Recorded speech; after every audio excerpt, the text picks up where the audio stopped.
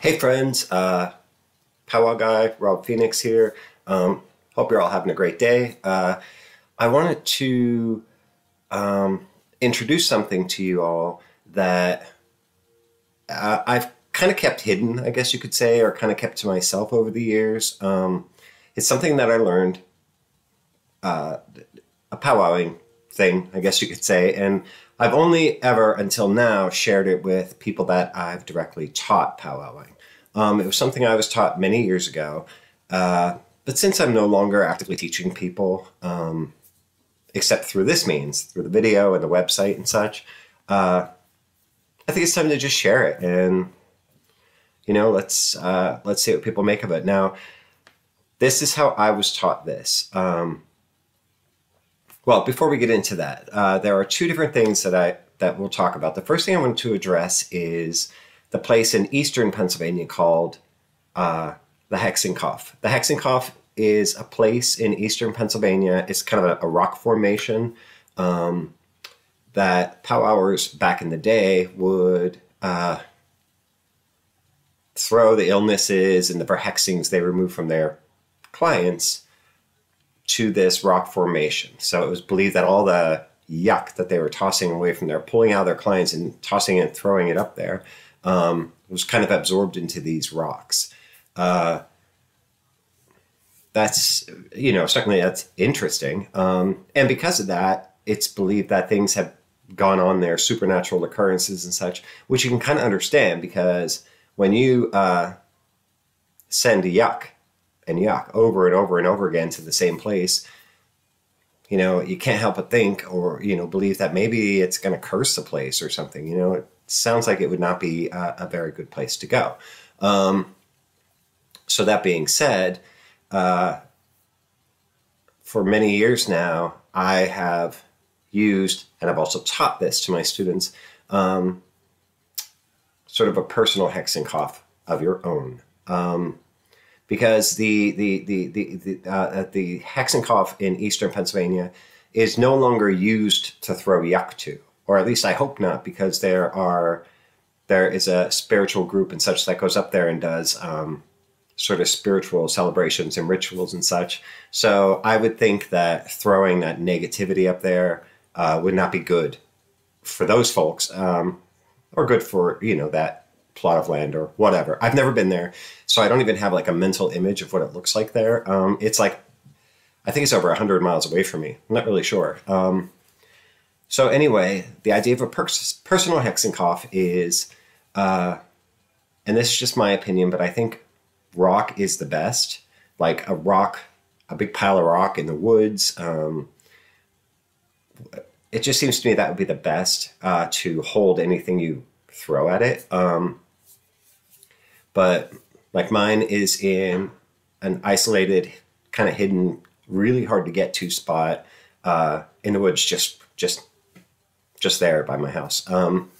So you can have the same thing. So which brings me to what I really want to talk about, what's called the throw stick. Now you'll see this referenced in some other like academic works about Pennsylvania Dutch powwow. It's sometimes called a powwow cane, sometimes called a powwow stick, a throw stick. How I was taught is they're all the same thing. They all serve the same purpose. Now I've written about my like a powwow walking stick that serves a prayer sort of meditative purpose, but this is the same stick that is also known as the throw stick. And I'm going to tell you how I was taught the throw stick is used. So when you're powwowing for someone and you have your powwow cane, one of this twisted wood was really popular choice. I actually got this at the Kutztown Folk Festival some time ago.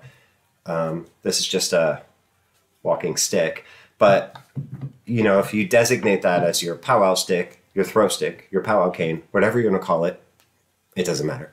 The idea is that it is present. So it's in the room with you when you're doing your powwowing for your clients. You're pulling stuff away from them, tossing it to the side, you're pulling the yuck out of them, you're pulling a verhexing off of them, and so forth.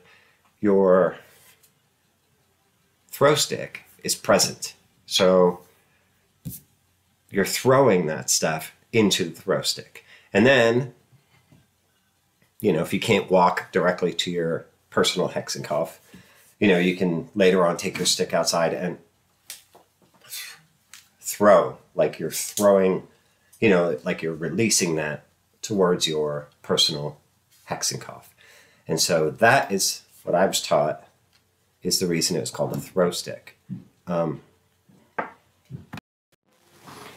So there isn't anything special you need to do with your throw stick, unless you want to. Like this one was already made by somebody, a crafter, and they had already put this sort of leather around it and this strap. That's great for me. I use this a lot though, because where I live is a lot of hills, so this really kind of helps me as I get older.